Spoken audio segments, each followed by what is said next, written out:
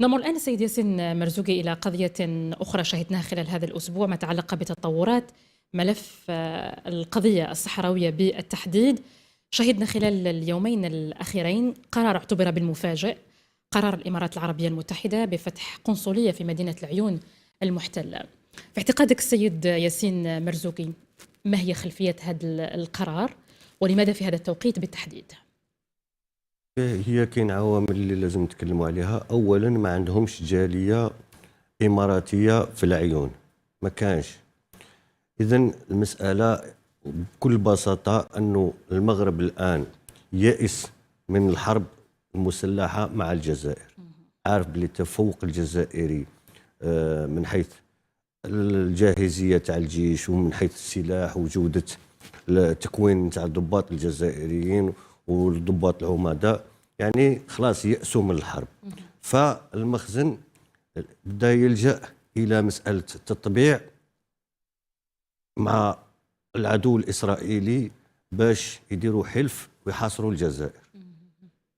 المسألة هذه ما نخرجوهاش من إطار التطبيع والتحضير للتطبيع.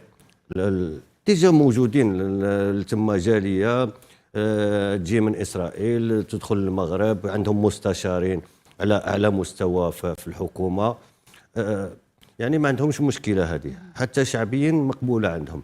لكن الاستفزاز للشعب الجزائري عشية احتفاله ذكرى أول نوفمبر، عشية تدشين الجامع الأعظم، جامع الجزائر يذكر بعد الحرم المكي والحرم المدني، يعني يأتي مباشرة جامع الجزائر.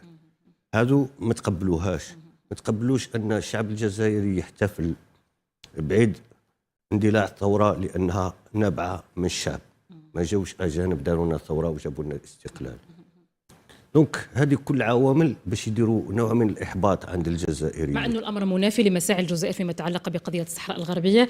اليوم الجزائر تعتبرها قضية، خلينا نقول، استعمار، ولا حل لهذه القضية إلا عن طريق استفتاء الشعب الصحراوي بحد ذاته. هذا موقف حتى تاع الأمم ثابت حتى أمميا، موقف أمميا، هذا موقف تاع الأمم المتحدة كذلك.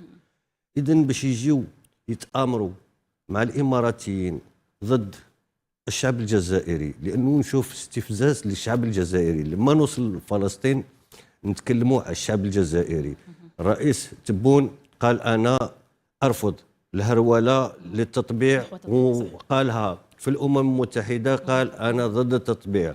وهذا الكلام يكون قالوا وحده بنفسه ونقول لك خلاص وقع على شهادة الوفاة تاعو، لكن هو يعبر على موقف تاع الشعب الجزائري. الشعب الجزائري أبدا يسمح في فلسطين. إذن لما وصلوا للمؤامرة هذه، الإماراتيين راح يشوفوا ردة فعل الشعب الجزائري. هذو نكارين الخير. الصور اللي رانا نشوفوها، خلينا نعم حتى الصورة نضع المشاهد في الرأي. هذه الصورة التي تظهر هي صورة الجزائري محمود حمرة.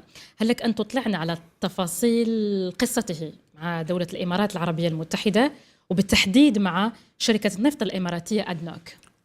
قبل الاستقلال نتاعهم جاء الشيخ زايد تكلم مع الرئيس الراحل هواري بومدين، قال له رانا تاكلين عليكم باش تحضروا لنا إنشاء شركة نفطية. محمود حمرة كورب ذكروها ربي يرحمه، هو كان من اطارات نتاع سوناتراك، هو مدير التخطيط في سوناتراك، اطار بشهاده دكتوراه، وكان حتى هو من المستشارين النفطيين والطاقويين في اتفاقيه ايفيون لما كانت المفاوضات مع فرنسا. يعني رجل عظيم جاي من قريه عظيمه، من منطقه عظيمه هي ولاد عطيه بمدينه سكيكدا، خرجت مجاهدين، خرجت شهداء، وكذلك خرجت رجل عظيم مثل هذا اللي هو فخر لكل الجزائريين. إذن محمود بعثوا بومدين باش يشكل لهم لادنوك، الشركة النفطية نتاع أبو ظبي، وسهر عليها هو من 73 حتى ل 87. الجزائري من بين أكبر الشركات النفطية الإماراتية، هو اللي كان رئيس المدير العام نتاع الشركة النفطية نتاع أبو ظبي، وكذلك حتى تاع دبي شكلوا هما ثاني شركة سموها إينوك، يعني اطاراتهم كل تعلموا عند الجزائري العظيم هذا، ومن بعد جاو استغنوا عليه بواحد الطريقه مشينه. يعني نكارين الخير في العشرين سنه هذه الاخرى نهبوا ما نهبوا هذو الاماراتيين، ادوا احسن الموانئ، ادوا احسن المشاريع، عندهم زوج شركات نفطيه لهنا تشتغل، عندهم شركات تاع الخدمات، يعني تقريبا الشيفر دافر معاهم يعني راه كبير بالنسبه للجزائريين. لما يجيو يستفزوا الشعب الجزائري بالطريقه هذه نقول باللي راح تكون رده الفعل يعني قويه من الشعب الجزائري فيما يخص القضيه الفلسطينيه، لانه لما تستهدف فلسطين الشعب الجزائري ما يسكتوش في هذه. اذا هاد الناس الجزائر دارت فيهم. هاوليك الصوره نتاع محمود يعني ربي يرحمه كان ما شاء الله. ايوا هذه الصوره نتاع، ممكن نعاودوا الصوره فيما يتعلق الصوره نتاع ويكيليكس. الصوره نتاع ويكيليكس انه البابليك لايبراري اوف يو اس دبلوماسي. السفير هذه نشرتها موقع ويكيليكس. السفير الامريكي في هذاك الوقت كتب لوزاره الخارجيه وينبه الولايات المتحده الامريكيه، قالوا لهم اتونسيون الجزائر راهي استحوذت على الاداره نتاع الشركه النفطيه الاماراتيه، معناتها راح يحرمونا من امباكتول كبير. الجزائريين كانت عندهم تجربه، يعرفوا كيفاش يسيروا. هما تم انشاء سوناطرا كلها هنا في 63، 10 سنين من بعد داروا لهم، يعني كان عندهم الخبره الكافيه باش انشاء الاخر.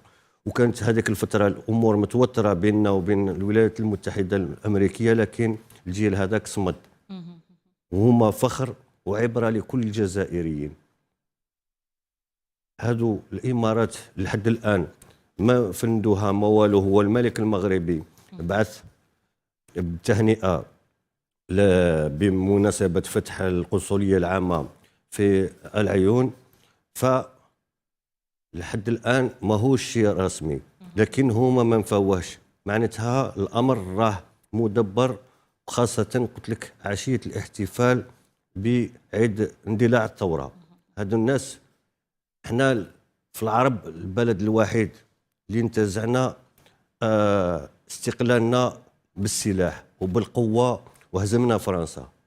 الكثره تاع البلدان العربيه ولا الاخرين داو الاستقلال من خلال خروج الانتداب ولا من خلال هديات فرنسا تقول لهم هاكولي ما عندي حتى مصلحه معكم. احنا دفعنا ودان من الدماء باش حصلنا على الاستقلال هذا.